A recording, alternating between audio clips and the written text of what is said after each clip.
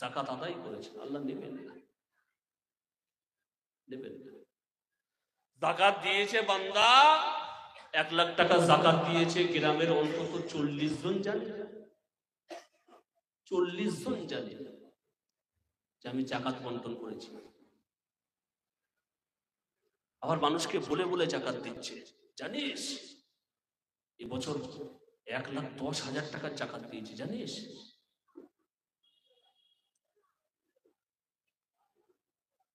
বান্দা হজ আদায় করেছে, মনে কেউ ব্যথা নেবেন না, আমি আপনাদের ব্যথা দেওয়ার জন্য বলছি না। বান্দা হজ আদায় করেছে, হজ তো আবু জেহেলও করেছিল, আবু জেহেল কি হজ করেনি? আবু জেহেলও তো হজ করেছে। বান্দা হজ আদায় করে এসে বলছেন, জানো জানো হজে গিয়ে যখন সাফা মারওয়া সাই করছি না, তখন আমি দেখছি যে আমার সঙ্গে ফেরেশতারা সাই করছে, আমি দেখতে পাচ্ছি। আমি যখন হযরত আসওয়াদের চুম্বন দিতে গেছি, কেউ চুমা দিতে পারেনি, আমি চুমা দিয়েছি। আলহামদুলিল্লাহ, ভালো, তুই চুমা দিয়েছিস, আলহামদুলিল্লাহ, ভালো। হজে যাওয়া যে এত কষ্ট, হজের হুকুম আহকাম আরকানগুলো পালন করা এত কষ্ট, আমি সব পালন করেছি পুঙ্খানু ভাবে। কিন্তু জানিস, এই হজ থেকে ফিরে এসছি না, ওই লোকটা আমার হাজি বলে ডাকে না। তুই একটু ওই লোকটাকে বলে দিবি যে আমি হাজি, কিন্তু আমি হাজি। ওই লোকটা মনে হয় জানে না, তুই ওই লোকটার কানে কানে বলে দিবি আমি কিন্তু হাজি। আর আমি যেমন তেমন হাজি না, আমি হাজির আসওয়াদে চুমা দিয়েছি, চুমা দেনেওয়ালা হাজি। সাফা মারওয়া যখন সাই করে, আমার সাথে ফেরেশতারা সাই করেছে, এটুকে জানিয়ে দিস। নাম কি? নাম বলছে আলহাজ আনিসুর রহমান। আচ্ছা, আপনার বাপ মা নামটা রাখার সময় কি আলহাজ রেখেছিল? আমি ঘুরিয়ে বলছি, আপনার বাপ মা যখন নামটা রেখেছিল, তখন কি আপনার নামের শুরুতে আলহাজ কি আপনার বাপ মা রেখেছিল? রাখিনি। আপনি আলহাজ, আমি আপনাকে আলহাজ বলে ডাকতে পারি, আমি আপনাকে সম্মান সূচক বাক্য, আপনি হজ করে এসেছেন, আলহামদুলিল্লাহ, সবার নসিবে জোটে না, আপনি করে এসেছেন, আমি আপনাকে সম্মান জানাতে পারি হাজি বলে, আলহাজ বলে। কিন্তু আপনি নিজেকে নিজে বলবেন আমি আলহাজ আনিসুর রহমান, আমি হাজি আনিসুর রহমান। নাম কি? হাজি আনিসুর রহমান, লিখে নাও।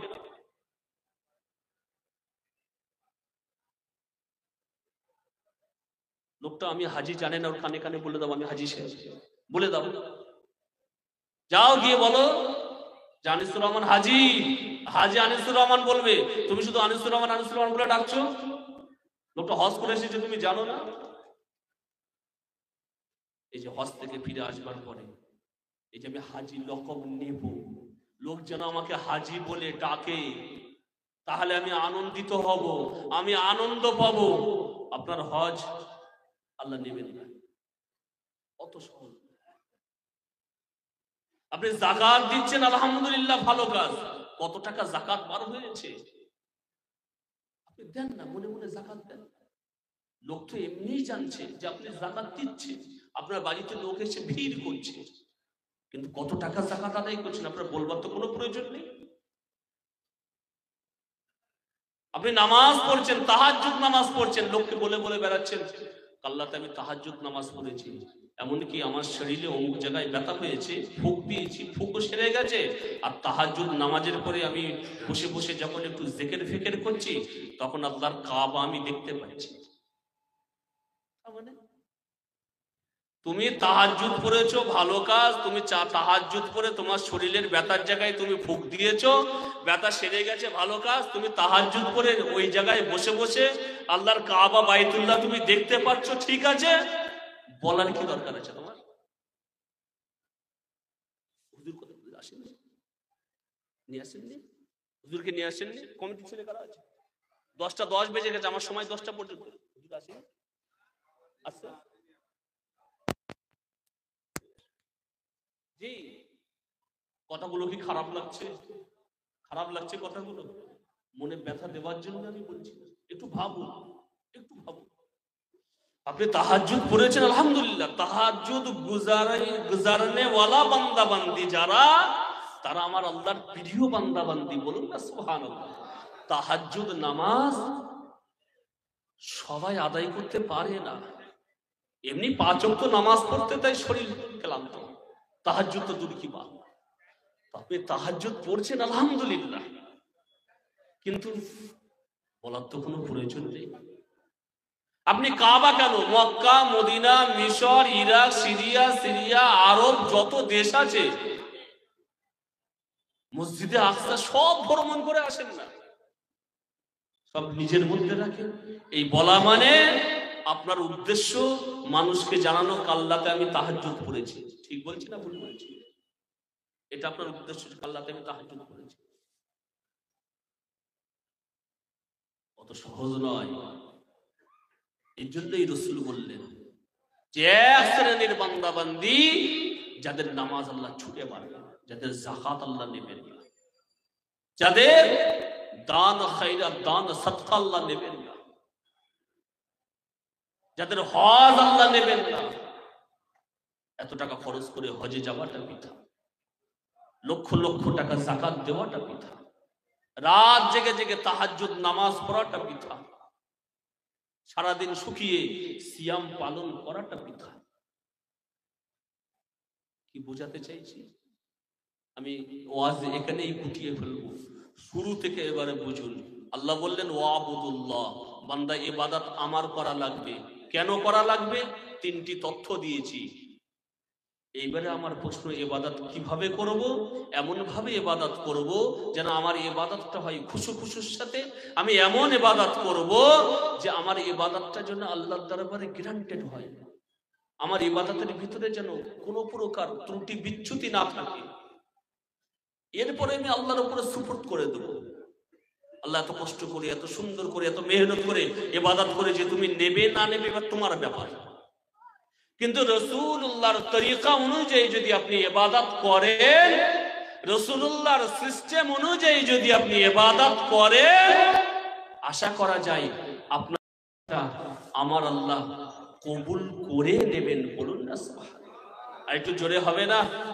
একটু তাকবীর দেবেন। নারে তাকবীর, নারে তাকবীর।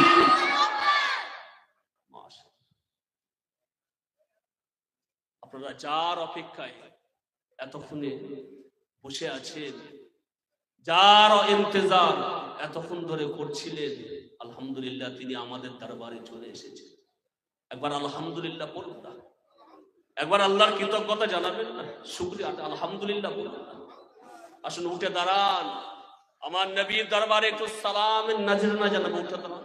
ইয়া নবী সালাম, ইয়া রাসূল সালাম, ইয়া হাবিব সালাম।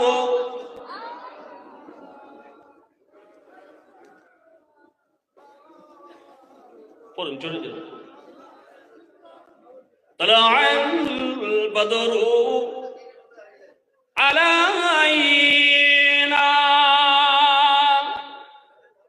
من ثنيات الوداع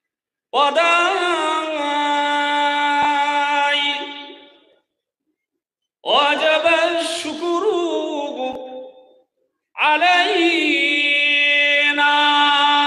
ماذا لله هداي يا نبي سلام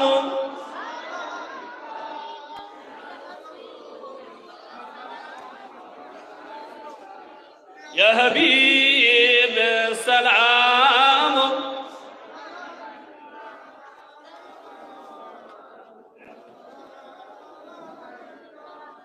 يا نبي نامو او پیارا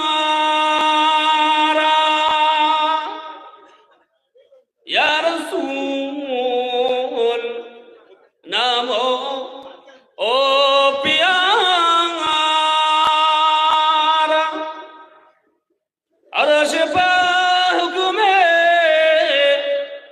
पुकारा सच पैगंबर है हमारा या नबी सलाम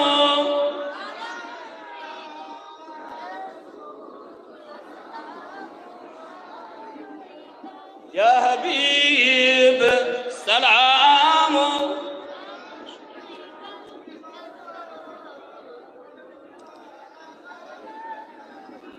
या नबी আমরা যে अपना आरी देवाना अपनी যে আমাদের ঠিকানা পাঠালাম সালামের নজরানা কবে যাব সোনা